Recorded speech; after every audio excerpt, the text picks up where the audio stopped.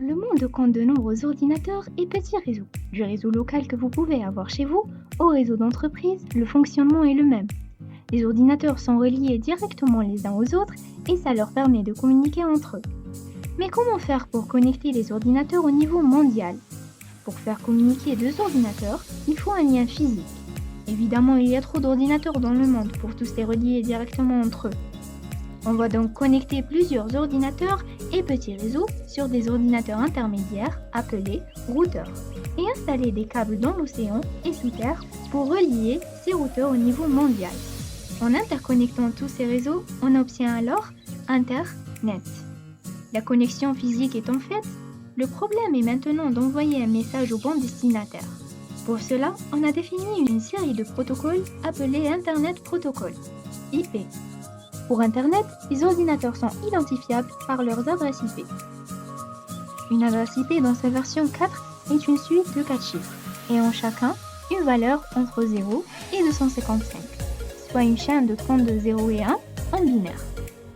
Il y a un an, est l'organisme qui tient en registre les adresses IP au niveau mondial. Elle va distribuer par bloc les adresses IP au sein de registres Internet régionaux, qui vont eux-mêmes les redistribuer à des registres nationaux ou locaux tels que les opérateurs Internet. Bien sûr, les blocs d'adresses IP ne sont pas choisis au hasard. Ils donnent plus d'importance aux chiffres à gauche. Ainsi, au réseau contenant 255 adresses IP aura les adresses IP dans le bloc suivant. Les 255 possibilités seront sur le nord de droite. Ces registres vont donc permettre de distribuer et de localiser les adresses IP.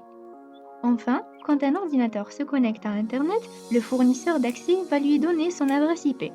Les ordinateurs ayant une adresse, il faut maintenant que les messages arrivent à destination. Quand un ordinateur envoie un message, il l'envoie dans un ou plusieurs paquets. Ces paquets contiennent donc le message, l'adresse IP de l'envoyeur et l'adresse IP du destinataire. Le message est envoyé au premier routeur qui va choisir à quel routeur suivant il faut retransmettre le message pour attendre le destinataire.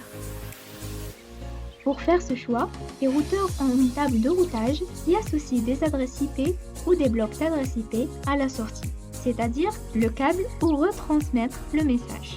Les adresses IP se lisent de gauche à droite. Il suffit de comparer en binaire l'adresse du destinataire avec celle dans la table de routage en comparant à partir de la gauche. Le routeur retransmet alors le message à la sortie qui correspond le plus au destinataire. En faisant tout ça à chaque routeur, le message va enfin atteindre le destinataire. Les ordinateurs sont câblés, ils ont une adresse et on a un système de liaison des messages.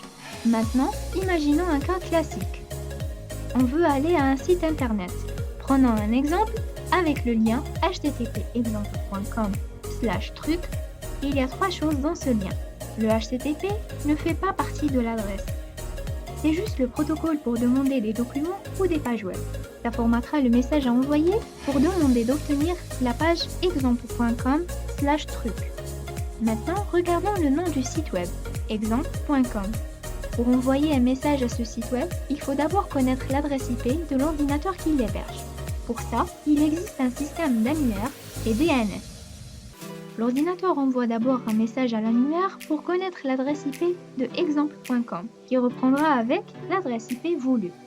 La dernière partie, /truc, correspond à une page. Le site web va l'interpréter comme il le veut pour retrouver la page internet correspondante.